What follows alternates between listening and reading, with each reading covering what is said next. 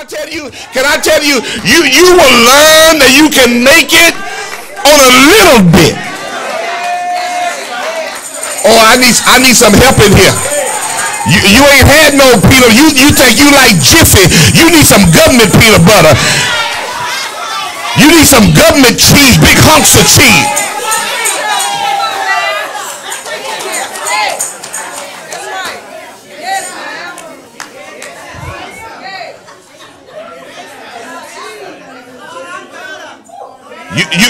You want a testimony? You see, we complain too much. We ought to thank God.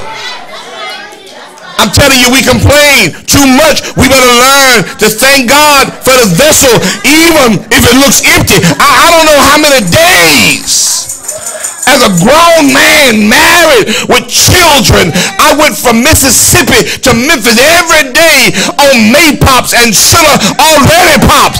And God let me go back and forth over snow and ice on slick tires every day.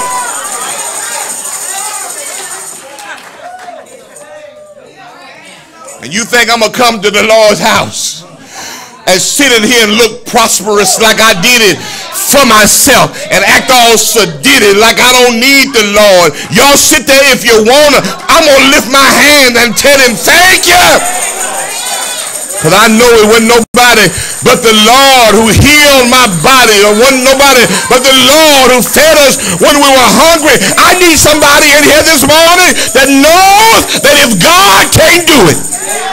That's what the old folks said. If God can't do it, it just can't be done.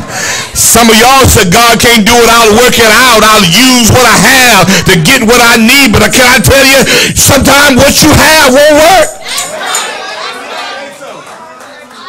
You find yourself like the old folks saying, Father, stretch my hand to thee. The medicine won't work. The doctors don't know what to do. My lawyer don't have the answer. But if you do like Hezekiah did and turn your face to the wall.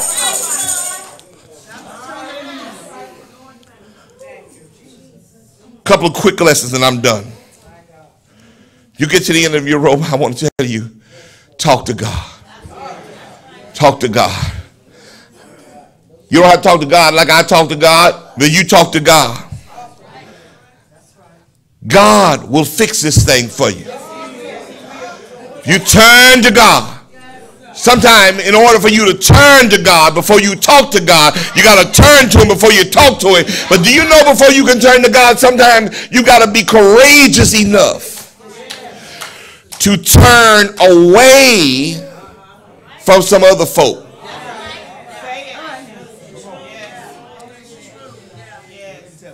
It's a hard lesson for me to learn as a teenager that there's some folk who are nice to me who are still not good for me. That where God is trying to take me, even folk who love me can't go with me.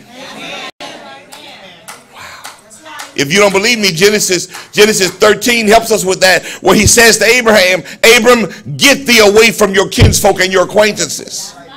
Why? I want to bless you, but I can't bless you where you are. I can't bless you in your comfort zone. Are y'all listening to me? I can't bless you where you think you got emergency resources. Sometimes what God wants to teach us how to do is walk the tightrope, pushing the wheelbarrow with no net under it. I'm done, but can I ask you, when's the last time you've accomplished something in your life?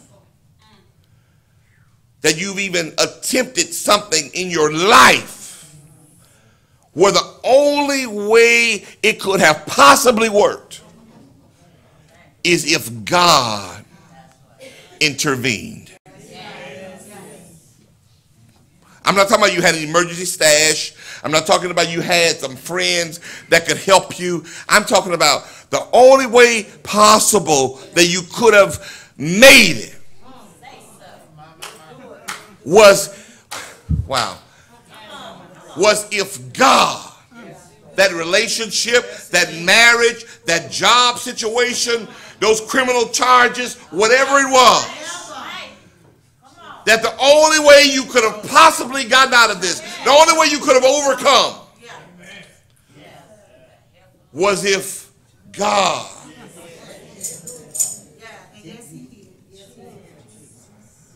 stepped in. You got to turn to God. You got to talk to God. And when you talk to God, you got to be honest with God because he already knows.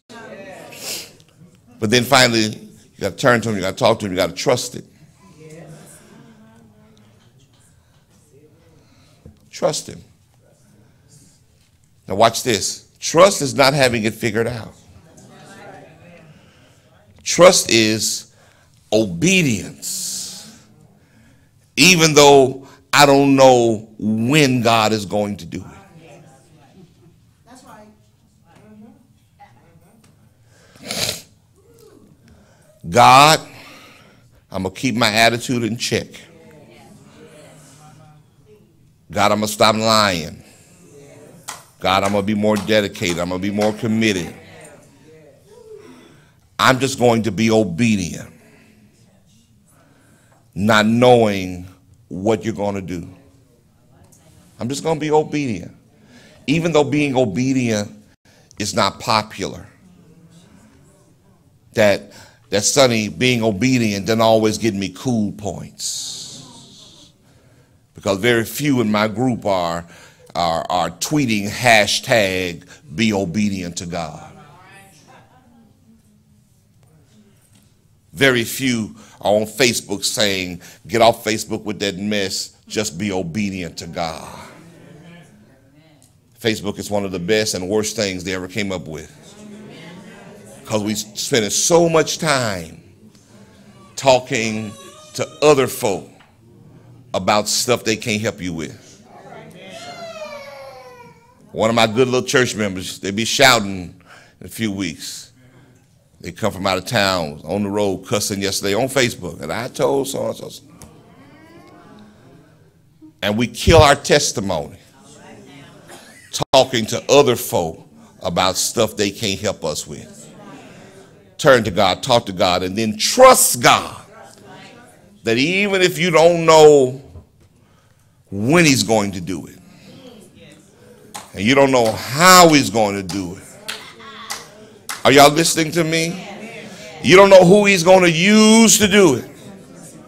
You do know that his track record is so perfect. Are you listening to me? Sometimes you got to learn just to be quiet. Be still. Let's try this. Everybody put your hand on your mouth. Put your hand over your mouth. See, Melvin, y'all messing up right now. Put your hand over your mouth. Sometimes you got to be quiet because God can't speak to you when you always talking.